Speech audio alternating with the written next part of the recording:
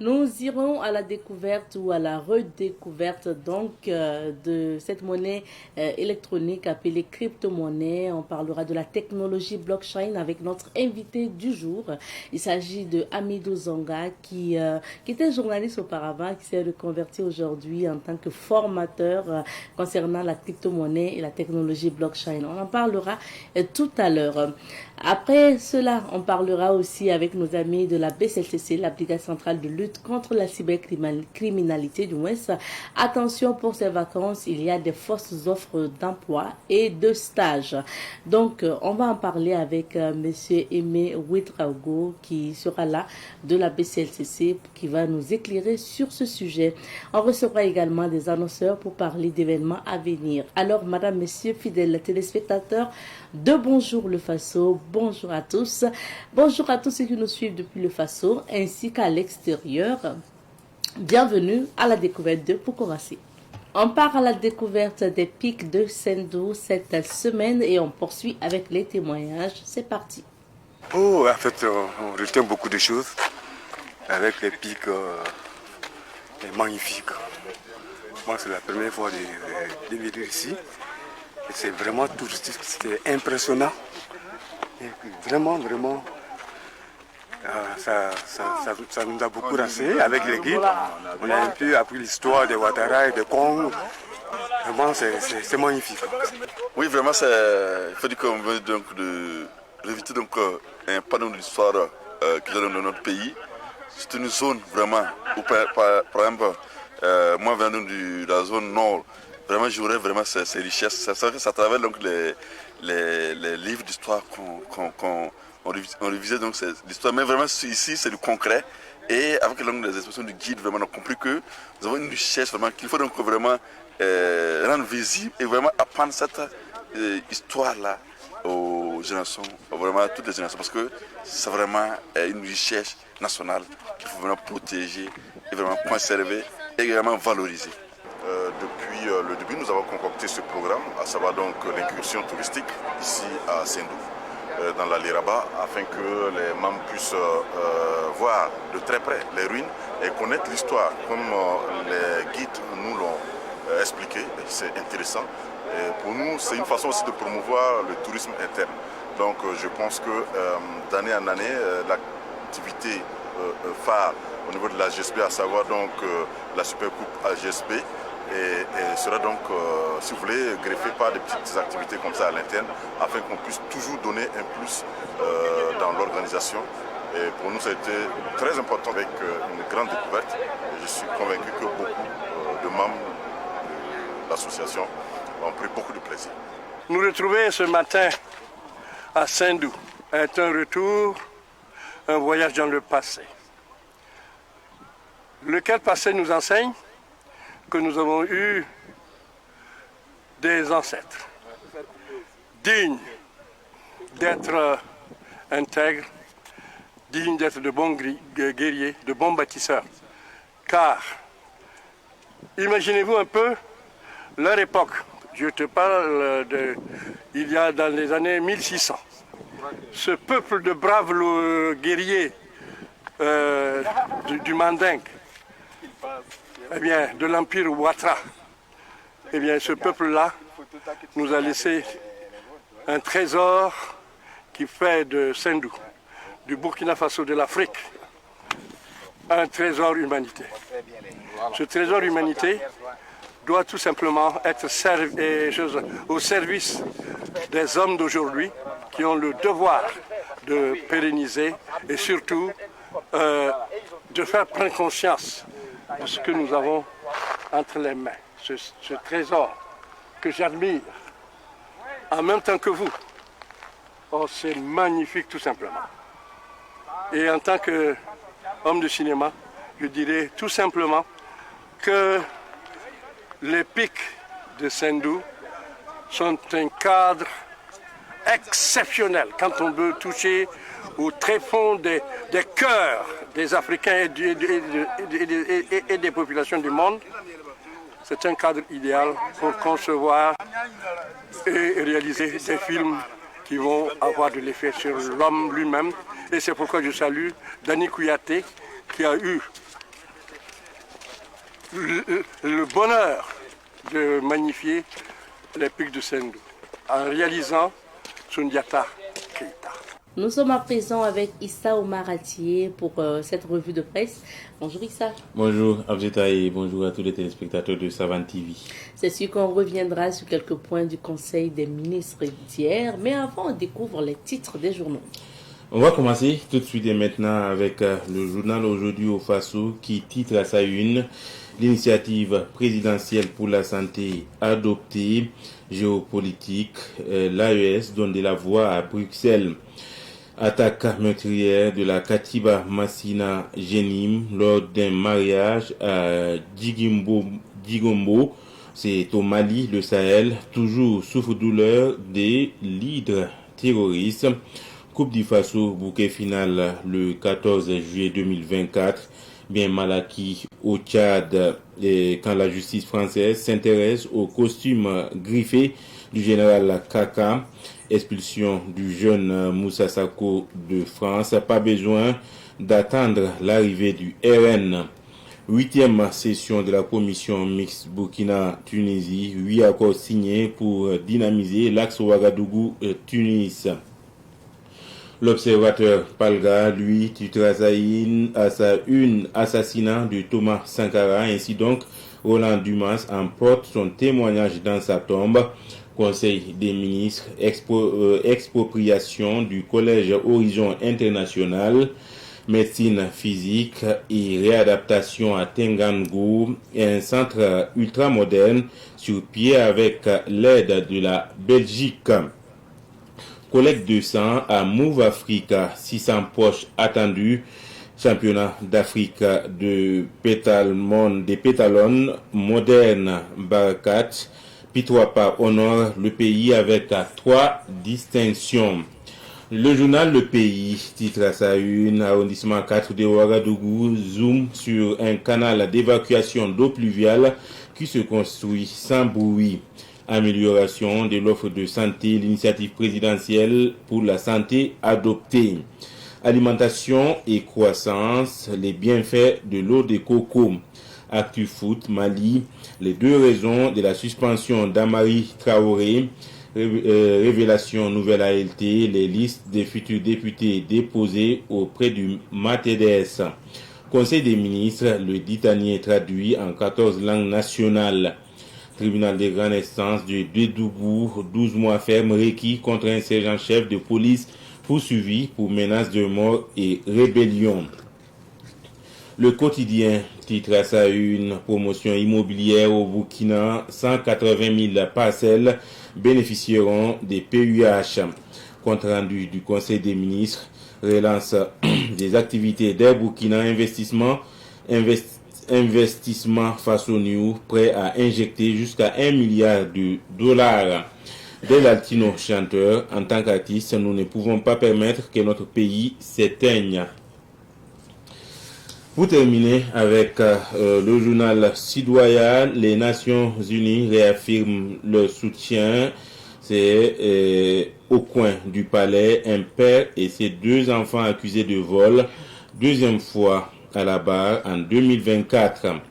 L'autre regard, Tunisie, en attendant la vérité des urnes. Amélioration de l'offre de santé, l'initiative présidentielle pour la santé adoptée. Diplomatie, l'AES donne de la voix à Bruxelles. Commune de Midebdo pose de la première pierre d'une unité d'exploitation semi-mécanisée de l'or aujourd'hui. Nabil Amar, ministre des Affaires étrangères, la Tunisie est prête à mettre à la disposition du Burkina son expertise dans la guerre contre le terrorisme. Quinquennat du président Ibrahim Traoré, les attentes des Burkinabés. C'est tout, Abzeta, pour donc les principaux titres des journaux du jour. Merci bien Issa. Et comme je le disais hier, le Conseil des ministres a eu lieu et a adopté un décret instituant l'initiative présidentielle pour la santé. Effectivement, c'est dans le Conseil des ministres d'hier que l'initiative présidentielle pour la santé a été adoptée. C'est une initiative qui est donc logée au Bureau national des grands projets et c'est donc une initiative présidentielle qui vise donc la matérialisation donc du président du FASO d'apporter donc des réponses efficaces et adéquates donc à un certain nombre d'insuffisances en termes de soins médicaux au Burkina.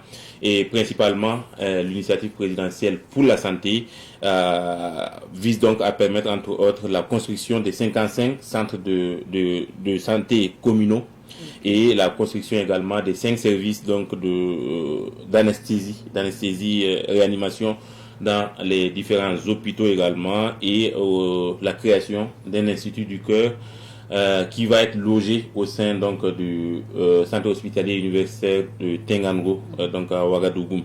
C'est principalement en tout cas les grands points qui visent donc l'initiative présidentielle pour la santé. Ok, super. Alors, parlons maintenant du retour des pèlerins burkinabés. Donc, 19 cas suspects de Covid-19. Effectivement, c'est toujours une communication en conseil de ministres que le ministre de la Santé a eu à faire. Il parlait donc de 3048 pèlerins. 19 ont été donc testés négatifs, malheureusement. Heureusement pour nous plutôt. Oui, heureusement pour nous. 19 cas ont été suspects de Covid, donc ont été ils étaient détectés. Suspects. Voilà. En fait, les 19 cas étaient suspects. Ils ont été dépistés. Et heureusement que les résultats étaient négatifs. Voilà. Donc, pas de cas de Covid. Il n'y a pas de cas de Covid à ce jour, en tout cas au Burkina. Et aucun cas de Covid, ni chez d'autres personnes, ni chez les pèlerins, en tout cas de retour du pèlerinage. D'accord. Parce que je me rappelle bien que, vu qu'il y avait des cas suspects au Sénégal, il y a eu un dispositif aussi anti-Covid ou de test Covid à l'aéroport. Non, il n'y a pas eu de dispositif particulier, en tout cas à l'aéroport de Ouagadougou, pour tester uniquement les Covid. Donc il y a eu des dispositifs, sanitaire, mais pas vraiment pour exceptionnellement le Covid-19. C'était un dispositif normal, comme pour tous les voyageurs, pour contrôler peut-être la température, pour voir si la personne ne présente pas des fièvres et autres, des maladies chroniques. Mais ça n'a rien à voir avec le Covid. Et heureusement, en tout cas, jusqu'à ce jour, il n'y a pas eu de cas de Covid-19 au Burkina, ni chez les pèlerins, ni chez d'autres voyageurs. D'accord, Dieu merci. Voilà. On sait que les pèlerins continuent d'arriver, pour Bobo, c'est pour bientôt. Oui, c'est jusqu'au 16, je crois. Voilà. Merci bien, Issa. Je vous en prie, Abzita, et bonne suite. Donc. Merci bien. On va à présent découvrir les couleurs du temps dans la météo. Nous recevons aujourd'hui M. Amidou Zonga. Il est écrivain, conférencier, entrepreneur, formateur sur donc la technologie blockchain et la crypto-monnaie. On en parlera sur ce plateau vu qu'il organise une formation ce week-end.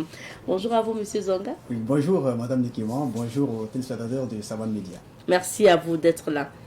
Alors, vous revenez avec une annonce de formation encore aujourd'hui. Ouais. Pourquoi ces formations assez répétées ou assez fréquentes quand même sur la crypto-monnaie ou voilà? Oui, ça c'est une très belle question. Pourquoi ces formations répétées sur la crypto-monnaie? C'est parce que nous poursuivons un objectif vraiment bien spécifique pour permettre à tout un chacun de comprendre effectivement que nous sommes dans une dimension aujourd'hui qui nécessite que chacun prenne ses responsabilités afin de changer la donne non seulement dans sa propre vie, dans la vie de sa famille et aussi dans la vie de notre pays et donc également de toute l'humanité.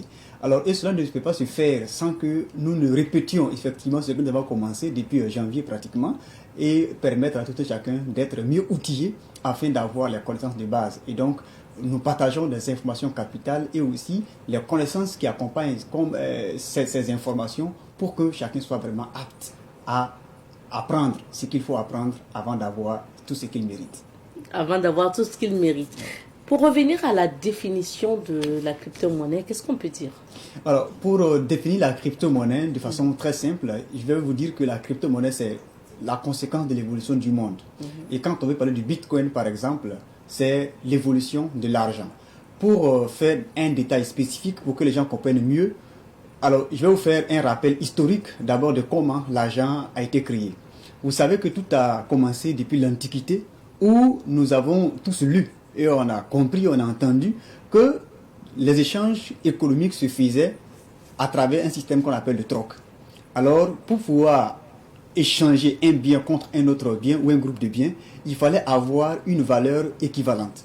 Et on a constaté à l'époque que le troc avait des difficultés, des problèmes. Et quel était donc le problème du troc? C'était qu'il était difficile, par exemple, de scinder un bœuf ou un mouton contre, par exemple, un bol de riz ou bien un bol de sucre ou bien un bol de sel.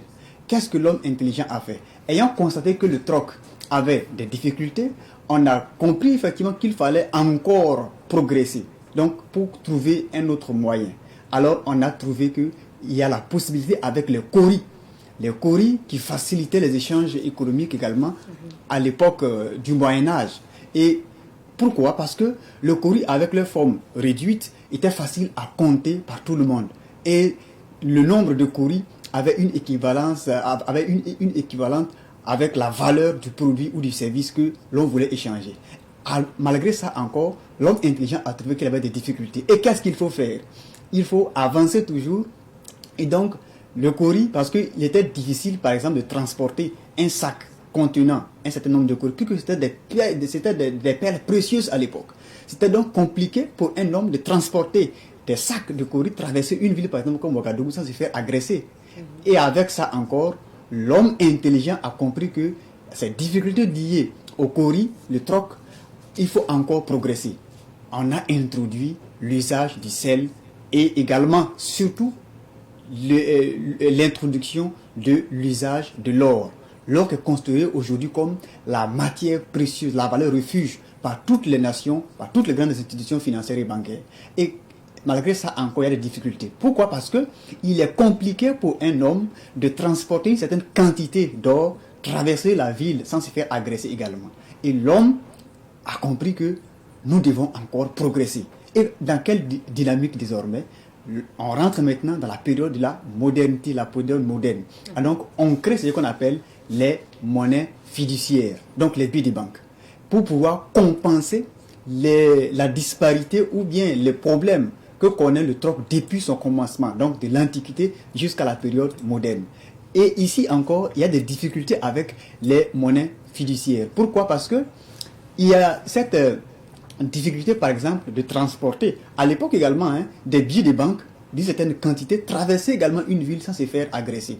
Et qu'est-ce qui a provoqué cette situation? Parce que la valeur que prend désormais un billet de banque avait également cette proportion équivalente ou égale au produit ou au service que l'on voulait acquérir.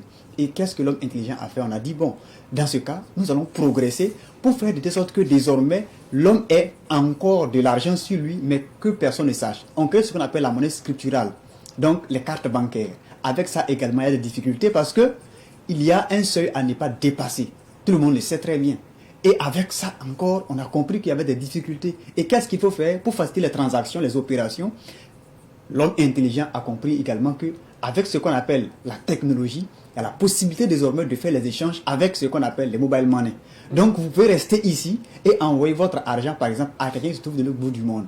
Avec ça encore, il y a des difficultés. Parce que tout ce système est gouverné par des entités appelées États, institutions financières ou bancaires. Parce que le fait de posséder par exemple un compte mobile money ou bien compte une carte de crédit, par exemple, il y a un seuil de montant qu'on ne peut pas dépasser. Par exemple, ceux qui ont des cartes, des puces par exemple, je crois bien qu'il y a des montants, par exemple, on n'est pas dépassé par jour. Ça, c'est 200 000 francs ou bien 2 millions maximum, on n'est pas dépassé. Alors qu'il y a des opérations qui dépassent ça. Alors, qu'est-ce que l'homme a constaté? Ça, c'est pour faire l'historique de la création de la crypto-monnaie que je suis en train de faire, pour que les gens comprennent mieux. Parce que je peux rentrer dans la définition directement comme ça, mais ça va faire comprendre, ça pourrait les dérouter. Et donc, avec cette difficulté liée aux monnaies, c'est-à-dire aux devises que nous connaissons très bien, alors qu'est-ce que l'homme a compris? À partir de l'année 2008, le monde a connu une crise économique qu'on appelle la crise des subprimes, une crise qui a secoué le secteur des prêts hypothécaires aux États-Unis, qui a créé ce qu'on appelle une inflation. Donc une crise économique qui a entraîné un désastre jamais égalé dans le monde. Parce que des banques ont fait faillite et des gens qui étaient des milliardaires, des multimillionnaires en dollars se retrouvaient du jour au lendemain très pauvres. Pourquoi? Parce que les banques qui avaient la responsabilité d'assurer la charge de l'argent des gens ont fait faillite. Tout cela parce qu'il y a eu une mauvaise gestion et un mauvais contrôle sur l'économie des gens. Alors il a plu à un individu ou un groupe d'individus appelé Satoshi Nakamoto qui a dit à partir du moment où le gouvernement détient notre argent, les banques contrôlent notre argent, ils ont un pouvoir mais manque de responsabilité. Moi, je vais mettre en place un système qu'on appelle la blockchain avec une monnaie virtuelle appelée Bitcoin qui va permettre désormais à chaque individu du monde de devenir en quelque sorte sa propre banque. Et cette monnaie sera appelée la monnaie du peuple parce que elle sera indépendante sans intermédiaire d'aucune institution financière, bancaire ou d'un gouvernement. Et donc cette monnaie s'appelle le Bitcoin. Donc, pour faire la définition simple, qu'est-ce que la crypto-monnaie, qu'est-ce que le Bitcoin, j'ai fait ce rappel historique pour que les gens comprennent que le Bitcoin, les crypto-monnaies, c'est la conséquence de l'évolution du monde. Le Bitcoin, c'est de l'argent. Donc le Bitcoin, sa définition simple, c'est une monnaie virtuelle qui n'existe pas sur le plan physique comme le franc CFA, l'euro ou le dollar que nous utilisons. C'est une monnaie qui s'échange de pair à pair, c'est-à-dire sans intermédiaire d'aucune institution financière, ni bancaire, ni gouvernementale, et qui fonctionne à travers un protocole qu'on appelle la blockchain. La blockchain qui est un gros registre numérique qui permet le stockage des opérations qui s'effectuent dans l'écosystème cryptographique. Donc, de façon très simple, voici c'est quoi la définition. Maintenant, pour revenir justement à cette monnaie électronique, et quelle est la situation mondiale concernant cette monnaie? Aujourd'hui, la situation mondiale concernant les crypto-monnaies, c'est que en réalité, tous les grands pays sont dans les crypto-monnaies. Toutes les grandes nations sont dans les crypto-monnaies. Et actuellement, ce sont ces mêmes pays-là qui font des lobbying auprès de certains médias pour bombarder le cerveau des esprits faibles afin de pouvoir les contrôler plus tard. Quand on prend un pays comme les États-Unis aujourd'hui, quand on prend un pays comme la Chine, quand on prend un pays comme la Russie, quand on prend un pays comme l'Inde, quand on prend un pays comme le Salvador et même le Nigeria ici, ce sont des pays qui sont actuellement à fond dans la crypto-monnaie. Le gouvernement américain détient des crypto-monnaies, le gouvernement chinois détient des crypto-monnaies. Quand on prend également les grandes institutions bancaires et financières qui contrôlent l'économie mondiale, quand on cite BlackRock, quand on cite Grayscale, quand on cite Vanek, quand on cite Fidelity, ce sont des grandes institutions qui contrôlent l'économie mondiale et qui détiennent des crypto-monnaies, des bitcoins. Alors aujourd'hui, la situation mondiale des crypto-monnaies, quand on veut donner des statistiques, on peut dire qu'aujourd'hui, il y a seulement 8% de la population mondiale qui détient des crypto-monnaies. Donc 8%. Le Bitcoin a été créé en 2009. Et actuellement, nous sommes 8% qui détiennent des crypto-monnaies. Maintenant, vous qui êtes assis actuellement en train de nous suivre là, est-ce que vous faites partie de ces 8% alors que c'est une nouvelle industrie qui est en construction? Tout le monde le sait. Quand quelque chose est nouveau et que tu te prépares très tôt pour affronter, pour te positionner, demain tu deviens parmi les ténors et on te cite un exemple. Et c'est ce que nous sommes en train de partager pour que chacun soit cité demain en exemple. C'est vrai qu'on va parler de la formation tout à l'heure, mais c'est bien aussi de dire aux téléspectateurs comment ça fonctionne et comment ça peut être bénéfique pour celui-là qui entre dans la chaîne, on va dire. Oui, comment ça fonctionne? Comme je le disais, les crypto-monnaies, ça fonctionne à travers un protocole qu'on appelle la blockchain. Et à partir du téléphone. Oui, à partir du téléphone, puisque c'est un système technologique. Quand on parle de la technologie aujourd'hui, c'est tout ce qui est lié au téléphone, à l'ordinateur. Donc, sans la connexion Internet, ça va être difficile pour vous de comprendre c'est quoi la crypto-monnaie. Sans un téléphone, ça va être compliqué. Sans un ordinateur, ça va être compliqué. Donc, avoir un téléphone portable dans votre main, un Android, vous tenez, c'est juste pour aller sur WhatsApp, aller sur Facebook, c'est critiquer les autres. Mais c'est du n'importe quoi. C'est quelque chose qui va vous apporter de l'argent chaque jour. Et c'est ce que nous sommes en train de travailler pour que les gens comprennent cette nécessité-là. Alors, le fonctionnement de la chose, c'est que c'est de façon pratique. La théorie, ça ne paye pas. Il faut de la pratique. Et pour comprendre la pratique, il faut se faire former. C'est pourquoi nous dépensons en énergie et en temps pour venir tout le temps monter sur les médias, pour communiquer de façon honnête et sincère pour que les gens comprennent qu'en réalité, le monde n'est pas ce qu'on les montre tout le temps sur les réseaux sociaux, à la télé ou bien, bon, comme le dit à la radio parfois aussi. Donc, c'est pour faire comprendre aux gens que là où nous sommes là, la crypto-monnaie, c'est quelque chose qui, dès maintenant, on doit se positionner. Parce que quand on parle de la blockchain, c'est un domaine qui est extrêmement vaste. Et la crypto-monnaie, c'est juste un petit paramètre de la blockchain. Et c'est pourquoi nous disons aux gens, si vous n'êtes pas formé ou si vous ne vous formez pas de la crypto-monnaie, même 5 francs, n'investissez pas. Et ce qui est différent d'ailleurs, c'est que je pense qu'on va en venir. La crypto-monnaie, ce n'est pas ce qu'on vous bombarde chaque jour, que comme quoi c'est de l'arnaque, c'est de l'escroquerie. Tout ça là, les mots aussi disent, il y a Donc il faut se faire former. Ouais. Sinon, il y a de l'avantage à tirer. Exactement. L'avantage à tirer ici, c'est que ça va vous apporter non seulement les connaissances nouvelles sur l'évolution du monde actuel, ça va vous donner de nouvelles compétences. Et vous n'allez même plus parler de chômage encore, surtout pour les étudiants qui nous suivent actuellement et les parents qui sont en train de nous suivre aussi. Et en plus, ça va vous accorder ce qu'on appelle la liberté d'action et la liberté financière. C'est très important. L'indépendance financière est différente de la liberté financière. Et ici, la crypto-monnaie, c'est un monde de non-opportunité. Quand vous maîtrisez comment l'écosystème fonctionne, quand vous maîtrisez comment l'industrie fonctionne, je pense qu'il n'y a pas quelqu'un qui va vous effrayer avec encore tout ce qu'il a comme matériel ou bien tout ce qu'il a comme outils pour pouvoir vous blind the mind, vous comprenez. Et pour dire que quand vous maîtrisez c'est quoi la technologie blockchain, absolument rien ne peut vous faire peur en réalité. Vous parlez avec assurance, vous parlez avec aisance, vous souriez et tout se passe très bien parce que vous savez ce qui arrive, ce que les autres ne voient pas, vous voyez ça. Et c'est ce que nous sommes en train de partager. Mais disons, avoir l'information et se préparer, c'est bien, mais c'est bien aussi après formation quand même d'investir. Ah oui. Ça c'est la condition sine qua non. La première des choses, c'est d'avoir l'information. Oui. La bonne information surtout. Et la deuxième des choses, c'est d'avoir les compétences pour traiter cette information. Parce que nous sommes à l'ère du numérique. Et aujourd'hui, le bien le plus précieux, la matière la plus précieuse que chaque humain doit posséder, c'est la bonne information. Et secondo, comment savoir traiter cette bonne information? C'est ça qui est la principale préoccupation aujourd'hui. Parce qu'on va vous parler de blockchain, on va parler de crypto-monnaie, on va parler de bitcoin. Mais si vous ne savez pas comment traiter l'information pour pouvoir profiter, mais c'est zéro. C'est comme par exemple vous donnez un véhicule ou bien une moto à quelqu'un sans donner le carburant. Ben, je pense que ça va même pas démarrer. Ouais. Alors, venons-en à la formation, justement. Vous revenez avec une formation spéciale pour ce mois de juillet. Ouais. Pourquoi cette formation? Oui, cette formation, c'est vraiment une réponse à des appels que nous avons reçus de part et d'autre, de parents, de jeunes étudiants, de jeunes élèves qui ont souhaité participer à la formation, mais vu le coût de départ, c'est un peu compliqué pour eux également au regard de leur contexte.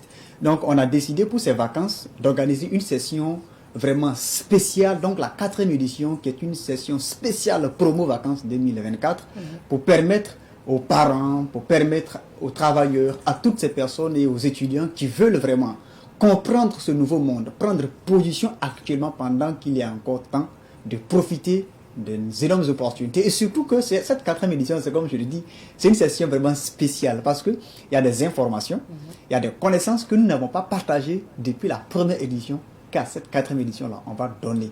Et nous, on dit, à l'étape actuelle du marché de la crypto, ah bah, si tu rates cette formation, je ne sais pas c'est quoi tu veux encore. Donc, il ne faut pas rater. Faut pas rater et ça, après la formation, il faut aussi oui. prendre le train en marche. Bien sûr. Après la formation, il faut passer à l'action. Parce que il ne sert à rien d'apprendre, de vouloir apprendre à nager et refuser de se jeter à l'eau. Et quand tu te jettes à l'eau également, il faut faire des mouvements pour pouvoir t'en sortir. C'est exactement ça. Et quand vous savez comment ça fait, c'est vraiment très pratique, quoi. Et puis c'est simple, c'est pas compliqué. C'est pas compliqué. On va revenir, on va donner les conditions tout à l'heure, ne vous en faites pas. Mais concrètement, qu'est-ce que vous allez apprendre aux participants sur ces 2 jours? De façon concrète, ce que nous allons apprendre aux participants pendant ces 2 jours, c'est tout ce qu'il leur faut pour être autonome, tout ce qu'il leur faut pour être indépendant, tout ce qu'il leur faut pour être libre d'action sur le marché de la crypto-monnaie. Parce qu'il y a des gens qui vous forment et qui vous tirent encore, qui vous attachent une corde au cou et qui vous tirent comme comme des chèvres. Nous, on vous donne tout ce dont vous avez besoin pour pouvoir être libre demain. Et c'est ça qui fait notre particularité. Donc, pendant ces 2 jours, on va leur montrer tout l'itinéraire de la création des crypto-monnaies et aussi les compétences et les qualités qu'il faut pour pouvoir émerger.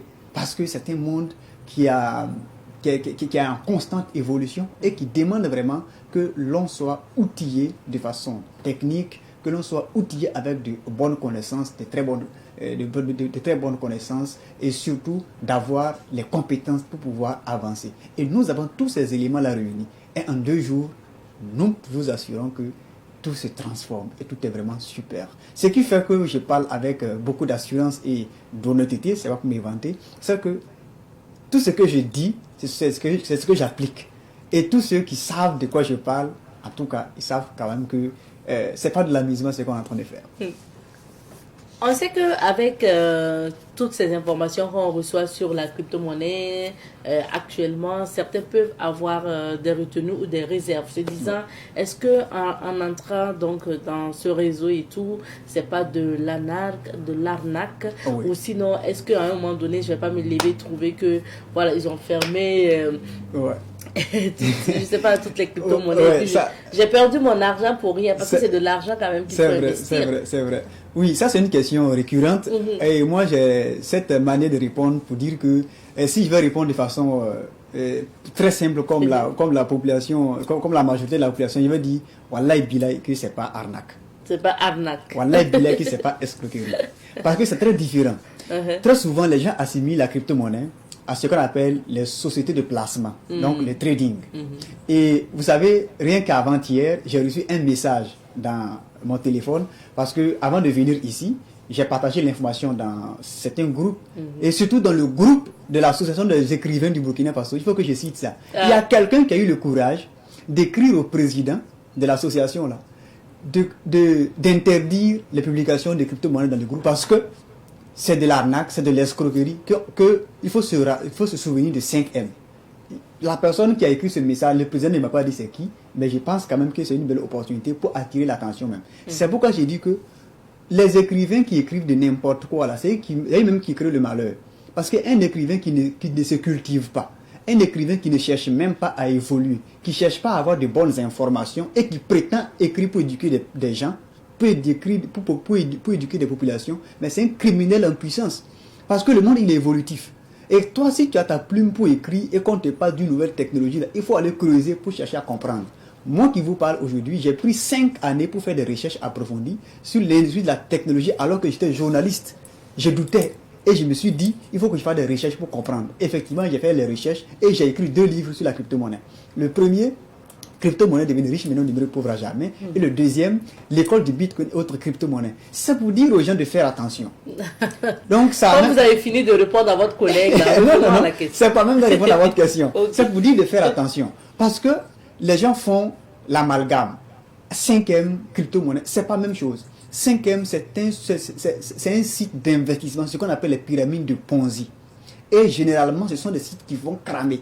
Moi, au début de 5M, j'ai été contacté pour faire partie des leaders. Moi, j'ai dit, je ne rentre pas dans des bêtises parce que je soigne mon image. Zonga, qui est là, nous, on a une vision de 2035 avec ce qu'on a commencé déjà.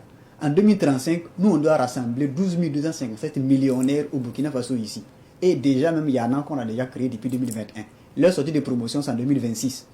On continue encore à travailler. C'est pour faire comprendre aux gens que la crypto-monnaie, c'est différent de ce qu'on appelle les sociétés de placement, les sociétés de trading. Le trading, en soi, c'est un métier. Le trading, c'est pas de l'arnaque. Mais il y a des gens qui, ayant une certaine expérience sur le marché, créent ce qu'on appelle leur palier d'investissement où ils disent à certaines personnes, ceux qui ne savent pas trader, j'ai tout expliqué dans mes 2 livres, ceux qui ne savent pas trader par exemple, là, ils vous disent, donnez par exemple le temps et par semaine vous aurez tel pourcentage en retour. Dans la crypto-monnaie, c'est faux. Dans la Ça crypto-monnaie, ne fonctionne pas comme ça. ça fonctionne pas comme ça. Dans la crypto-monnaie, c'est pas quelqu'un qui prend votre argent et qui investit. Non. De la manière dont tu gères qu'on appelle Le compte de ton compte transfert. mobile money là. C'est la même chose. La crypto-monnaie, c'est une bourse. C'est une bourse. Et ce sont des actions que tu achètes à travers de très bons projets qu'on va vous montrer. Et il faut que les gens fassent attention. Tous ceux qui racontent l'histoire de 5M par rapport à la crypto-monnaie, je reconnais qu'il y a des arnaques, de l'escroquerie liée à la crypto-monnaie. Mais la crypto-monnaie en elle-même là, ce n'est pas de l'arnaque. C'est pas arnaque. C'est comme je dis très souvent. Ici à Ouaga, on a des marchés. On a Rodwoko, on a Zaberdaga, on a DCR, on a Sankarari. Mais y a-t-il pas de commerçants qui escroquent des honnêtes citoyens qui viennent dans ces différents marchés? Oui ou non? Mais est-ce pour autant qu'on va vous dire que le commerce en soi-même là, c'est de l'arnaque? Ah. Dans la fonction publique là-haut, il n'y a pas de fonctionnaires qui escroquent et qui arnaquent des usagers, n'est-ce pas? Mais est-ce qu'on va vous dire que la fonction publique là, c'est de l'escroquerie, c'est de l'arnaque? Il y a un peu mis Boumbia. tali sunu menga wa zamse. La que gombera tombe de farda, ça paye pas.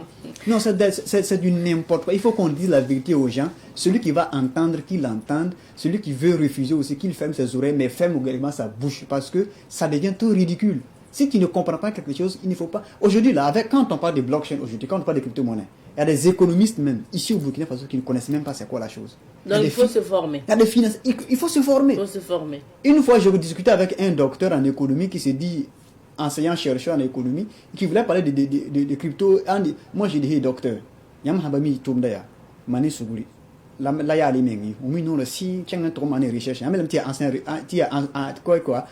enseignant-chercheur en économie, non, et monnaie, allez faire vos recherches là, avant de parler du Bitcoin. Parce que ce sont les choses où les jeunes que nous formons aujourd'hui, les personnes que nous formons aujourd'hui, c'est eux qui vont enseigner dans les universités demain. Nous, on le dit clairement, avec beaucoup de conviction, parce qu'on sait ce qui va se passer. Tu as bac plus 20 là, Bitcoin, crypto, blockchain, il y a ça là. C'est tout. Alors, coach, maintenant que vous avez répondu à ces questions, on va revenir justement sur la formation à venir. C'est pour ce week-end? Oui, la formation, c'est ce week-end, donc c'est samedi, puis c'est dimanche 6 et 7 juillet. Alors, tout se passe très bien actuellement. Ok. Et franchement... Les inscriptions ont débuté. Hein? Les inscriptions ont débuté depuis presque 20 jours aujourd'hui. Et là où nous sommes en train de parler, rien qu'avant-hier, il y a l'équipe qui m'a fait le point. Ça restait seulement que 3 places. Et le mercredi, les places étaient finies. On était obligé d'ajouter 7 places supplémentaires. Okay. Et hier, on me fait savoir qu'il reste 3 places actuellement. Parce que comme c'est une session spéciale pour nos vacances, on a fait le prix à 36 000 francs CFA. Beaucoup de personnes se sont manifestées. Et nous, on a dit, quand c'est comme ça, là, on ne prendra pas beaucoup de personnes, de peur de ne pas vraiment satisfaire tout le monde, voilà, à la hauteur de ce que nous, on veut leur donner. Donc, on va faire un nombre limité. Malgré ça, on a atteint le quorum et on a décidé d'ajouter 7 places. Et là où nous sommes assis, bon, ça reste 3 places. Donc, il faut que chacun se précipite pour mériter sa place. Pour mériter la place. Voilà, pour mériter sa place, ouais. Vous avez dit pour cette session spéciale, oui. le prix c'est oui, combien? Cette session spéciale promo vacances 2024, le prix de participation, ça fait 36 000 francs CFA au lieu de 197 000. 197 000 francs CFA, c'est la valeur de la formation. Maintenant, pour les lecteurs privilégiés, c'est-à-dire tous ceux qui ont au moins un seul livre parmi nos différents livres qu'on a écrits, eux, ils payent 36 000 francs CFA. Et donc, je pense que c'est un cadeau que nous donnons. Depuis le début de l'année, quand on fait les formations, on n'a jamais réduit le prix comme ça. Donc, c'est pour permettre vraiment à l'ensemble de la population de profiter des énormes opportunités qui s'annoncent sur le marché de la crypto-monnaie. Parce que, comme je le disais, pourquoi on met beaucoup l'accent sur la communication pour que les gens viennent? Vous savez, nous sommes dans un marché cyclique. Le marché de la crypto-monnaie, c'est un marché cyclique. Et chaque 4 ans, il y a ce qu'on appelle le halving qui se produit dans l'écosystème de la blockchain Bitcoin, qui consiste à diviser le nombre de blocs en 2 pour récompenser les mineurs, c'est-à-dire les validateurs.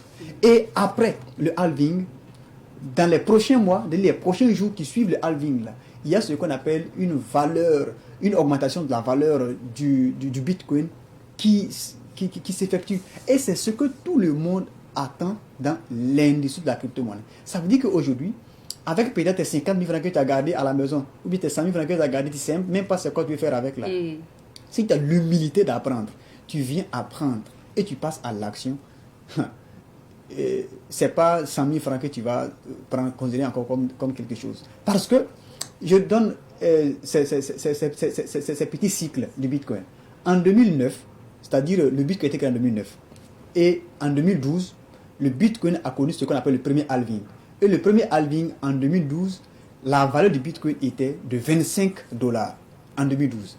Et après le halving, là, le Bitcoin a tapé son plus haut prix à 1135 $.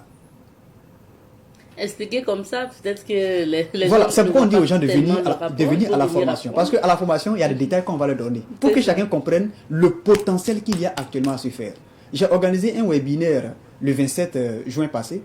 Et le webinaire a connu la participation de personnes de très bonne qualité. Mais aujourd'hui, tout le monde est passé à l'action. Tout le monde s'est inscrit pour pouvoir profiter de ce que nous, on leur parle. Surtout concernant les cycles. Et après le cycle 2012, on a eu le deuxième cycle en 2016. En 2016, le Bitcoin était à 650 $. Et En 2017, après le halving, il est passé à combien? À plus de 20 000 $. Et ça dit que quand on n'a pas suffisamment de moyens, on ne peut pas investir dans la crypto. Non. C'est ça aussi. Même avec 1000 francs, tu investis dans la crypto-monnaie.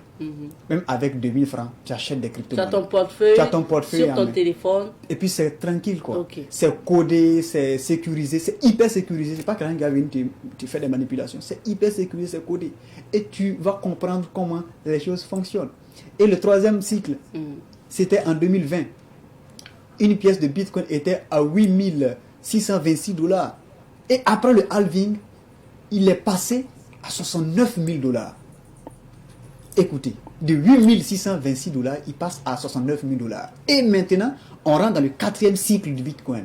Actuellement, le halving a eu lieu le 20 avril 2024. Et le Bitcoin, au moment du halving, avait une valeur de 64 142 $. 64 142 $. Et pour les prochains mois qui viennent, le Bitcoin va taper combien de valeurs? Et c'est ça que les gens doivent comprendre. Et ce qui fait la particularité également de ce cycle, c'est que ce cycle connaît l'entrée sur le marché des grandes banques qui contrôlent l'économie mondiale. BlackRock, VanEck, Fidelity et bien d'autres. Donc, toutes ces institutions qui ont décidé d'investir des milliards de dollars dans la crypto-monnaie. Donc, ce qui veut dire que dans les prochains mois, c'est à la formation que je vais donner le mois exact où le Bitcoin a la forte probabilité de taper son plus haut prix et son plus haut degré. Et ça va osciller autour minimum de 150 000 $ à 250 000 $. Ça veut dire que si vous avez investi, ça vous profitez. Ah my God. My God. Merci, mon monsieur, que notre a terminé, monsieur Zonga. Donc, on va revenir à la formation pour terminer. Donc, ça aura lieu ce week-end ou ça? Oui, ça va. La formation, c'est ce week-end, ce samedi et puis ce dimanche à Gonguin, à la résidence Napambeogo, c'est-à-dire à 200 mètres de l'église Saint-Pierre. Pour ceux qui connaissent Gonguin, vous arrivez à l'église Saint-Pierre, vous appelez le numéro qu'on va vous balancer et vous allez avoir accès à la salle très rapidement. Et je rappelle également que les livres seront disponibles sur place. Les livres ne coûtent pas aussi cher. C'est de 3 000 francs à 15 000. Vous prenez un livre selon votre goût et vous avez droit à la formation à 36 000 francs CFA au lieu de 197 000 francs CFA. Alors, si vous permettez, on va partager les contacts pour ceux qui vont appeler. Donc, vous pouvez appeler le 54 28 84 20, le 54 28 84 20, 78 00 53 90, 78 00 53 90. Vous appelez également le 51 53 75 05, 51 53 75 05 et très rapidement on va sécuriser votre place. Je rappelle qu'il ne reste seulement que 3 places. Voilà. Donc à l'heure là, tout est vraiment ok. Donc il faut appeler il rapidement. faut profiter parce que ce sont les vacances. Oui. Après cette session là, il y a beaucoup d'événements qui vont venir et le prix, tous ceux qui seront avec nous actuellement, il y a des formations qu'on va faire, des gens vont payer 5 000 francs pendant que d'autres payent 100 000. Ça vient avec le temps. Donc, c'est maintenant. Merci bien, monsieur Zonga, d'être passé. C'est moi qui vous remercie. Voilà, on vous souhaite une bonne formation pour ce week-end. Merci beaucoup. En attendant, nous poursuivons sur ce plateau. On marque une petite pause et on revient parce que c'est terminé pour l'entretien du jour. Et pour la suite de cette émission, pour ce jeudi, nous sommes avec la Brigade centrale de lutte contre la cybercriminalité avec monsieur Aimé Ouitraogo du service de la communication de la BCNCC. Nous nous intéressons à un sujet qui va intéresser beaucoup donc les étudiants et scolaires. Nous sommes avec monsieur Ouitraogo. Bonjour. Bonjour Madame Nikiema, bonjour aux téléspectateurs et merci de me recevoir sur votre plateau. Merci à vous d'être là. Alors, aujourd'hui, on parle des fausses offres de stage et de bourse. On va comprendre le mode opératoire de ces cyberdélinquants-là avec vous, monsieur Ouitraogo. Alors, qu'est-ce qu'on appelle fausse offre de stage et de bourse? Alors, merci pour la question. Ce sont les vacances et donc nous avions décidé d'enrôler une thématique en lien avec les vacances et les fausses offres, on va dire, de stage et de bourse tout simplement. Il faut noter que les fausses offres de stage ou de bourse sont des, on va dire tout simplement, des offres qui sont montées de toutes pièces, dont le but est soit de soutirer de l'argent, soit de soutirer des informations personnelles, en fait, sur des informations personnelles des candidats ou des postulants tout simplement à ces offres, à fausses offres de stage et de bourse tout simplement. Allons au mode opératoire. Comment ces cyberdélinquants-là opèrent ou fonctionnent? Vous savez que les étudiants, les professionnels sont souvent à la recherche des offres de stage. Donc, ils surfent généralement sur les réseaux sociaux à la recherche de ces offres-là. Il arrive que des cybercriminels aussi ont compris que le besoin est là. Donc, ils créent ce qu'on appelle des offres, ou montent les offres de stage de toutes pièces. Donc, pour en tout cas arnaquer ces demandeurs de stage, ces demandeurs de bourse ou tout simplement ces candidats-là.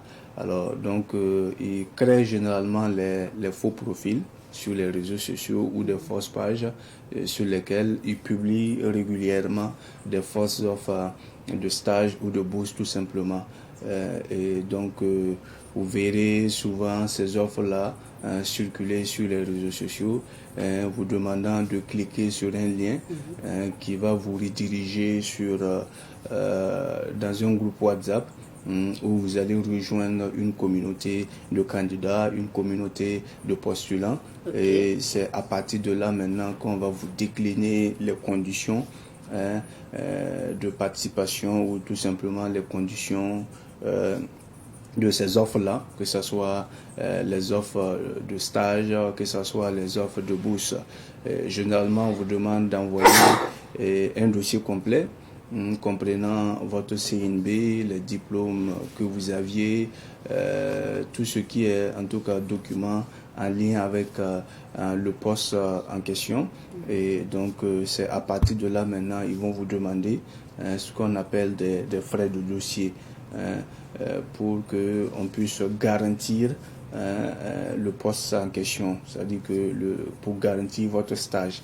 En ce qui concerne les fausses offres de bourse, vous savez que les étudiants sont souvent à la recherche de bourses, donc ils peuvent monter les bourses de toutes pièces et ciblent généralement les étudiants. Et donc faisant croire en tout cas à ces étudiants-là qui peuvent obtenir ce qu'on appelle une aide financière pour continuer les études à l'étranger. Donc, ils vont demander aux étudiants de rejoindre une communauté. Généralement, c'est sur WhatsApp. Et c'est à partir de là, maintenant, on vous décline en tout cas les conditions. Voilà, tout ce qu'il faut en termes de documents. Et ils demandent généralement de l'argent pour des frais, en tout cas, de dossier. C'est à partir de là maintenant que l'arnaque commence en fait. Voilà, donc et il faut noter que le paiement se fait par moyen électronique, c'est-à-dire à travers les solutions de paiement que nous avions. Voilà, donc vous ne serez jamais en contact avec l'employeur en question ou avec la structure ou l'organisation qui décide en tout cas de vous accompagner dans le cadre en tout cas de vos études ou dans le cadre de l'obtention d'un stage dans une entreprise, dans une structure de la place. Maintenant, quand vous avez dit l'arnaque, c'est quand il commence à soutirer quand même de l'argent aux postulants.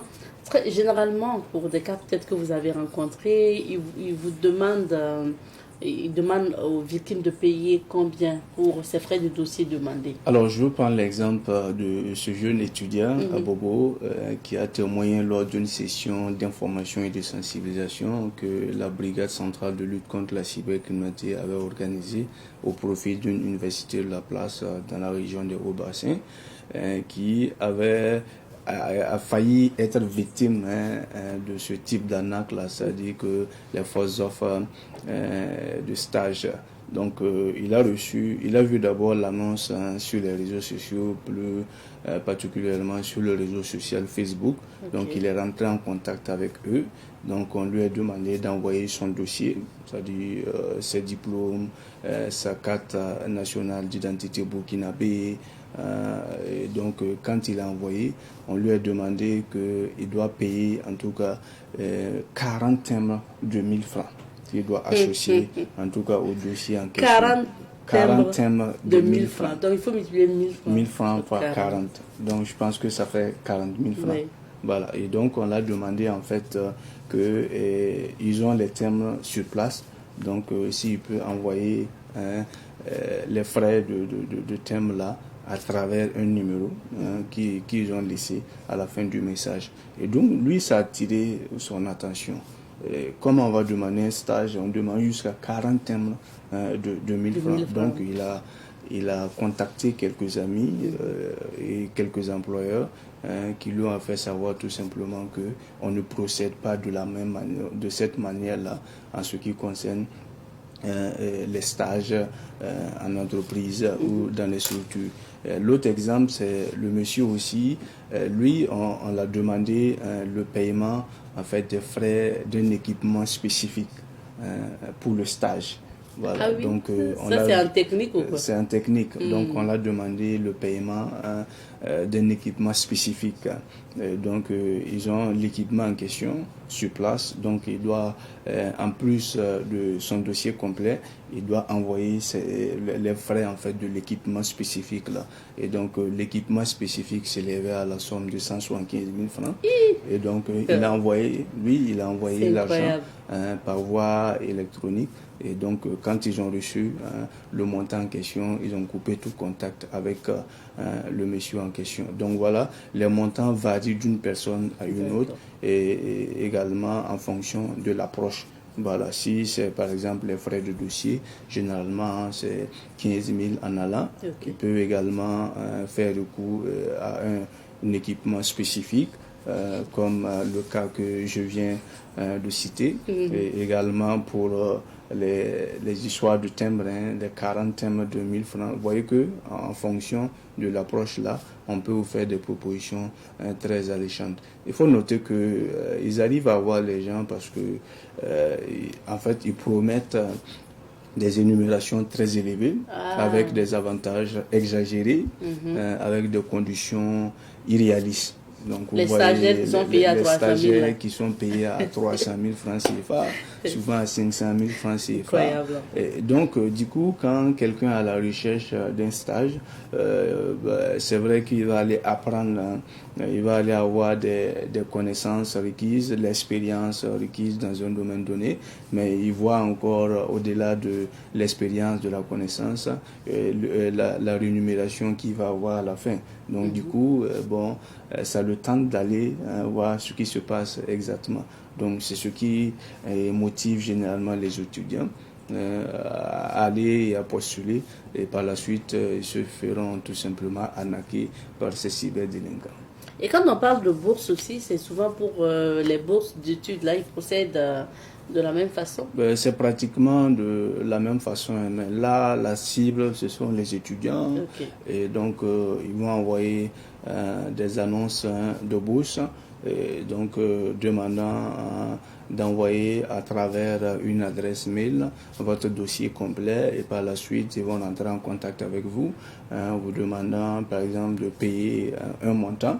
Voilà, pour les frais de dossier. Généralement, ce sont des frais de dossier qui sont mis en exergue, voilà, pour en tout cas soutirer de l'argent à ces victimes, à ces postulants-là. Et donc, généralement, comme c'est à l'étranger, donc ils vont prendre quelques euros, quelques dollars qui convertissent en francs CFA et demandent maintenant à l'intéressé de faire le paiement électronique. Et donc, c'est là maintenant, en fait, que l'ANAQ commence. Voilà, il faut noter que tout n'est pas question de soutirer de l'argent. Il arrive qu'ils ont besoin peut-être de soutirer des informations personnelles sur une personne. Voilà, donc ils peuvent vous demander d'envoyer tout ce qui est informations sensibles concernant et ils vont réutiliser ces informations-là contre vous ou tout simplement à des fins malveillantes. C'est dommage. Maintenant, généralement, quand ils font des fausses offres de stage et de bourse, est-ce qu'ils mettent en avant des entreprises, par exemple pour les bourses, des écoles connues, ou pour les entreprises, pour les stages, des entreprises connues? En ce qui concerne les bourses, souvent, ils peuvent usurper, par exemple, l'identité d'une école ou tout simplement d'une université donnée. Et maintenant, ils vont changer les contacts parce que, évidemment, comme l'identité a été usurpée, ils auront d'autres contacts qu'ils vont utiliser. Il peut arriver également que ce sont des écoles inconnues, des écoles inexistantes ou des universités inexistantes tout simplement. En ce qui concerne les forces offres de stage, il peut également usurper l'identité des entreprises de la place avec des contacts différents ou tout simplement ils peuvent créer des entreprises comme ça ou des entreprises qui n'existent pas, inexistantes avec des contacts juste pour attirer en tout cas leurs victimes dans le piège. Il faut vraiment faire attention. Maintenant, M. Aimé Ouedraogo, comment on évite notamment de se faire avoir et comment on reconnaît une fausse offre de stage ou de bourse? Alors, premièrement, pour reconnaître, d'abord, il faut voir le paiement. Le paiement en question, les frais de dossier. Généralement, pour les questions de stage, ils ne demandent pas de frais de dossier. Voilà, ils demandent également des informations personnelles. C'est vrai que pour obtenir un stage, il faut fournir un dossier, mais l'entreprise en question ne va pas vous demander des frais de dossier. Deuxième aspect, vous aurez en tout cas une communication, on va dire, douteuse. Si c'est une entreprise de la place, il y a un service de communication, il y a des juristes qui vont bien rédiger en tout cas l'offre en question. Et généralement pour ce type d'offre-là, vous verrez en tout cas des fautes de grammaire, des fautes d'orthographe et souvent même des incohérences dans l'annonce en question. Il y a également que vous pouvez faire face à des entreprises inconnues ou à des entreprises qui n'existent pas tout simplement. Voilà, donc vous faites quelques recherches sur l'entreprise, vous ne trouverez pas en tout cas que ce soit un site web de l'entreprise, une page Facebook de l'entreprise. En fait, l'entreprise n'existe même pas en tant que telle. Et donc, quatrième élément, il vous redirige toujours dans un groupe WhatsApp où vous devez en tout cas faire partie d'une communauté en tant que telle. Généralement, les entreprises ne fonctionnent pas comme ça. Alors, pour ce qui concerne les entreprises, il y a en tout cas la procédure en ce qui concerne ces offres de stage ou tout simplement ces offres de bourse-là. Donc, voilà comment vous pouvez d'abord reconnaître les fausses offres de stage ou de bourse. Là, en termes de conseils pratiques, il faut noter que pour éviter de se faire avoir, il faut aller toujours à l'information. C'est très important. Alors, vous aviez vu une offre, on va dire comme ça, une offre de stage sur les réseaux sociaux. Faites quelques recherches sur l'authenticité, en tout cas, de cette offre-là, en menant des recherches sur l'entreprise en question, ou tout simplement sur la structure en question. Également, ces structures-là disposent généralement soit d'un site web, soit d'une page Facebook sur lesquelles vous pouvez aller consulter ces offres-là. Alors, si l'entreprise est dans la zone dans votre zone de localité, d'habitation, vous pouvez effectuer le déplacement pour aller vraiment s'assurer que c'est l'entreprise qui a en tout cas fait des annonces dans ce sens-là. Voilà, ça éviter vraiment de payer également les frais de dossier lorsqu'on vous accoste généralement en inbox sur WhatsApp, vous demandant en tout cas de payer ces frais de dossier-là. Et éviter également de partager ces informations personnelles parce qu'il peut réutiliser ces informations contre vous ou tout simplement ces informations à des fins malveillantes. D'accord, merci beaucoup M. Ouedraogo pour ces conseils.